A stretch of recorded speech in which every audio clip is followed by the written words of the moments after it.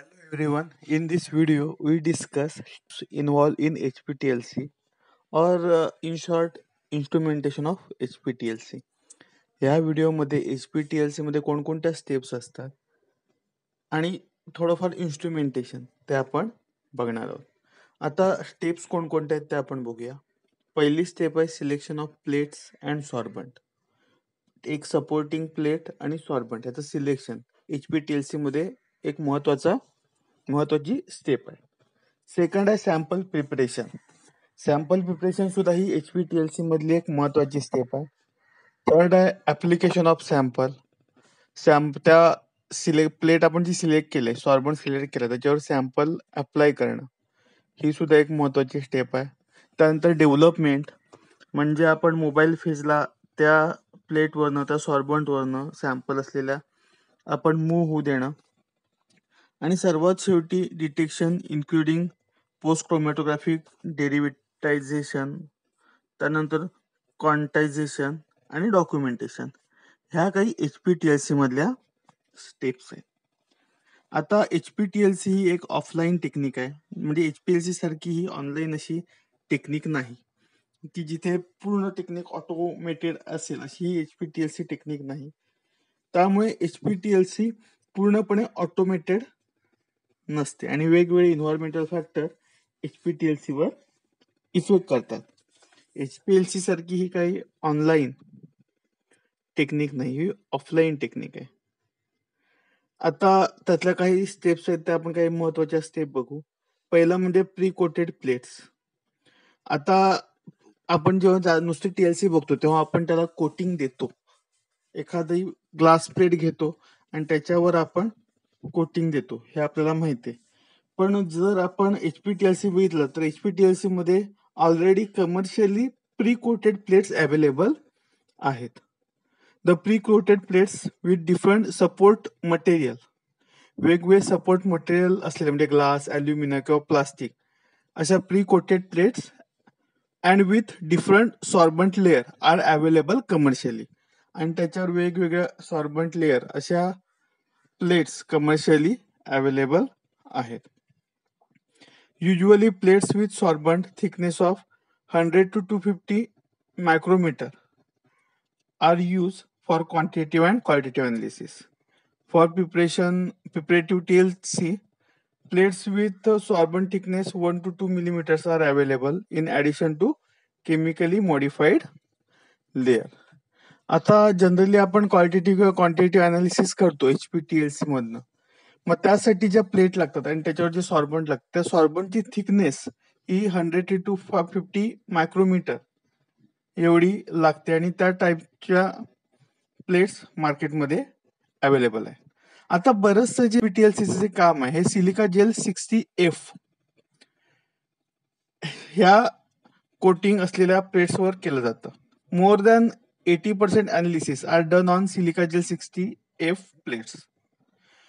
आणि ह्याच्यावर आपण काय काय सेपरेट करतो तर for separation of amino acid, sugar, dipeptide, cellulose ह्यांच्या सेपरेशनसाठी ह्या प्लेट्स आपण वापरतो. For separation of amino acid, sugars, dipeptides. आणि ह्या ज्या सेपरेशनसाठी सेल्युलोज प्लेट आपण यूज करतो. म्हणजे सिलिका जेल F आणि सेल्युलोज प्लेट सुद्धा आपण इथे वापरतोय. सोबत आपण बघितलं तर प्री कोटेड प्लेट्स अवेलेबल आहेत. प्लेटची साईज हा एक महत्वाचा फॅक्टर आहे, पॉइंट आहे. कोणत्या साईजच्या प्लेट अवेलेबल आहेत तर pre coated plates are often available in size of 20 by 20 centimetre with aluminium and polyester support. म्हणजे 20 by 20 सेंटीमीटरच्या प्लेट्स अवेलेबल असतात. These plates can be cut to size and shape to suit particular analysis by using general purpose scissor. आता ह्या plate कागदासारख्याच असतात, त्या आपण कैचीने कापू शकतो आणि आपल्याला हव्या तशा त्यांना शेप देऊ शकतो. आता जेव्हा तुम्ही लॉकडाऊन संपल्यावर कॉलेजला याल तेव्हा तुम्हाला जी काही ऑर्गॅनिकची प्रॅक्टिकल्स आहेत त्यामध्ये बायनरी मिक्सचर आहे, त्याचं सेपरेशन, त्याचं अनालिसिस हा एक महत्वाचा पॉइंट आहे, महत्वाचं प्रॅक्टिकल आहे जे कंपल्सरी एक्झामला असतं.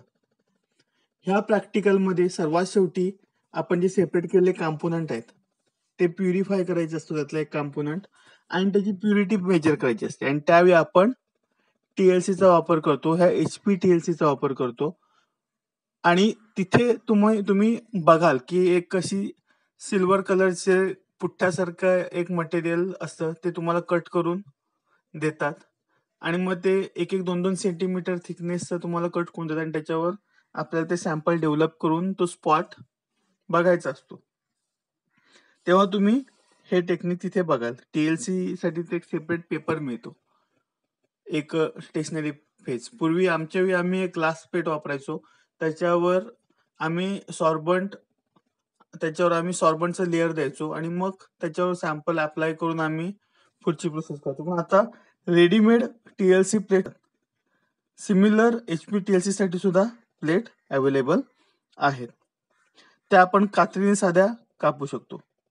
It is important to note direction of the application of sorbent as chromatographic development have to be performed in that direction only. आणि त्या प्लेट्सवर डायरेक्शन कोणत्या दिशेने आपल्याला डेव्हलपमेंट करायचे हे सुद्धा मार्किंग करणं गरजेचं आहे आणि त्याच दिशेने आपण तिथे डेव्हलपमेंट मोबाईल फेसची आपण करतो. आता हा जो पहिला पॉइंट आपण डिस्कस केला तो झाला प्री कोटेड प्लेट्स. यामध्ये आपण प्री कोटेड प्लेट्स कोणकोणत्या आहेत, कोणकोणत्या अवेलेबल आहेत, सॉर्बंट कोणते वापरले जातात हे बघितलं. सोबत त्यांच्या साईज बद्दल आपण बोललो. आता नेक्स्ट पॉइंट आहे ऍप्लिकेशन ऑफ सॅम्पल. आता सॅम्पल त्या प्लेटवर आपल्याला अप्लाय करायचं आहे, मग ते कसं करायचं ते आपण बघूया. Sample application is most critical step for obtaining good resolution for quantification by HPTLC.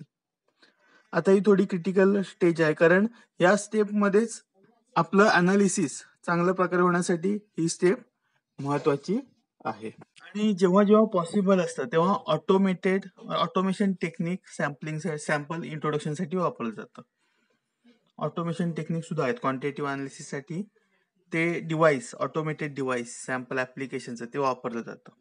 आपण इथे 0.5 to 5 मायक्रोलिटर व्हॉल्यूम सॅम्पलचा आपण इथे यूज करतो, तो आपण तेवढा इंट्रोड्यूस करतो. 0.5 to 5 microlitre volume of sample is preferable, keeping the size of starting zone down the minimum 0.5 to 1 millimeter in concentration range of 0.1 to 1 microgram per liter. 0.5 to 5 microlitre volume आपण सॅम्पलचा वापरतो, preferable आहे. Size सुद्धा आपण starting zone सुद्धा एकदम खालच्या side 0.5 to 1 millimetre एवढा खाली आपण हे करतो आणि concentration range 0.1 to 1 microgram per litre एवढा आपण सॅम्पलचं ठेवतो. If manually applied, solution should be applied in small increment with intermediate drying. आता जेव्हा आपण मॅन्युअली करतो तेव्हा आपल्याला माहिती आहे, तुम्ही हे परफॉर्म करालच, की आपण एक कॅपिलरी असते, ती कॅपिलरी अजून आपण थोडी गरम करून ती ओढून ती जी तिची थिकनेस आहे, इंटरनल डायमीटर हे आपण कमी करून घेतो आणि एकदम कमी ह्याच्यामध्ये आपल्याला सॅम्पल इंट्रोड्यूस करायचं आहे. मग आपण ते कसं करतो, आपण थोडं थोडं सॅम्पल इंट्रोड्यूस करून मग ते सुकायला देऊन पुन्हा दुसरा इन्क्रीमेंट सॅम्पलचं असं करून ते सॅम्पल आपण त्या प्लेटवर ठेवतो. आता हे तुम्ही प्रॅक्टिकलला ऍक्च्युअल बघणार आहात जेव्हा आपण भेटू लॉकडाऊन नंतर, त्यावेळी आपल्याला हे बघायला मिळणार आहे.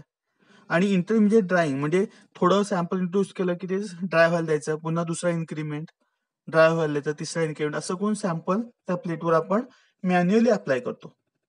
Sample can be applied as a band using the applicator. When applied as a band, separation is better and response of densitometer is high and large quantity of sample can be handled. आता काही ठिकाणी काही वेळा sample आपण जे automated machine आहेत त्याने in the form of band आपण सॅम्पल प्लेटवर इंट्रोड्यूस करतो आणि त्यामध्ये आपल्याला चांगलं सेपरेशन बघायला मिळतं आणि चांगला रिस्पॉन्स, डेन्सिटोमीटर जो आपला डिटेक्टर आहे त्याच्यावर चांगला रिस्पॉन्स आपल्याला बघायला मिळतो आणि मोठ्या प्रमाणात सॅम्पल आपण तिथे वापरू शकतो. आता हे झालं ऍप्लिकेशन ऑफ सॅम्पल.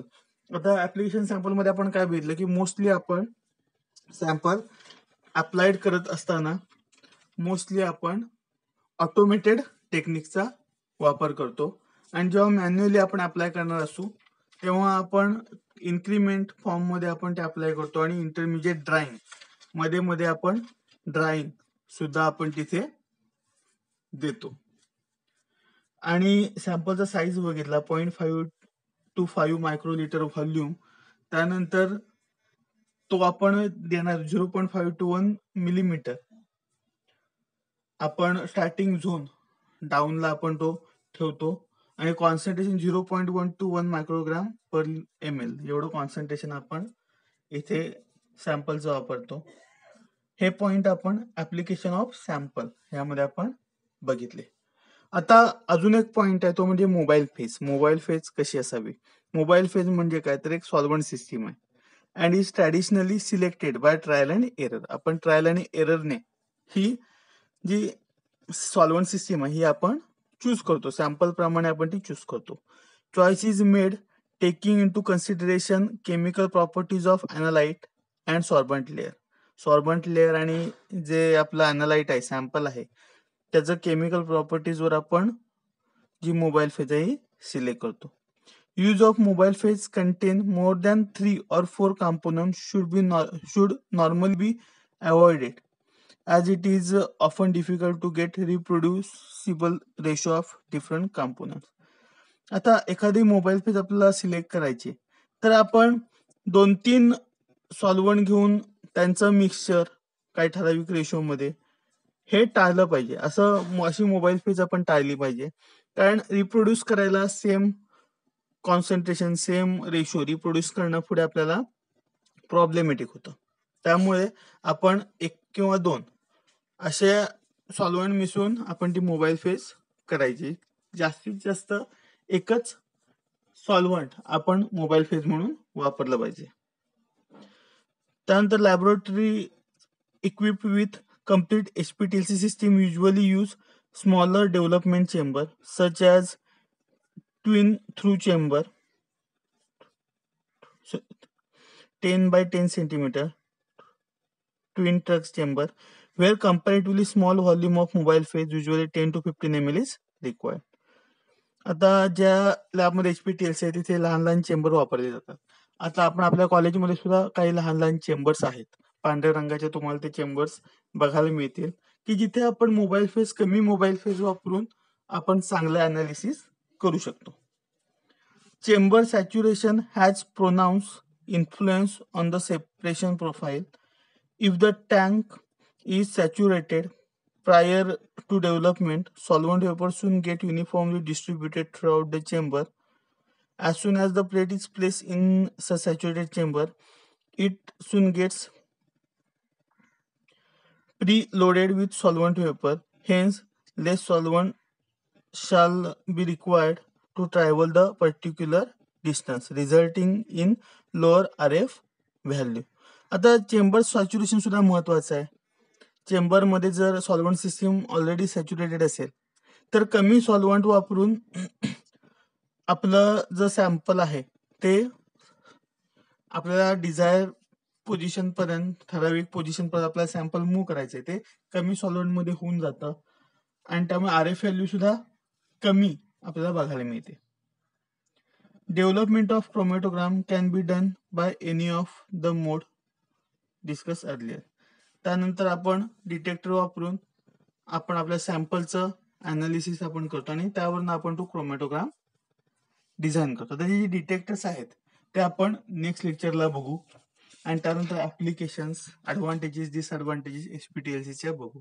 आता ह्या झाल्या काही स्टेप्स, काही इन्स्ट्रुमेंटचे पार्ट, काही प्रोसेसेस जे आपण HPLC मध्ये करतो म्हणजे pre coating of plates, application of sample, mobile phase except. Next लेक्चरला आपण डिटेक्टर बघू आणि ऍप्लिकेशन ऍडव्हान्टेजेस डिसएडव्हान्टेजेस कम्पॅरिझन आपण नेक्स्ट लेक्चरला बघू. थँक्यू.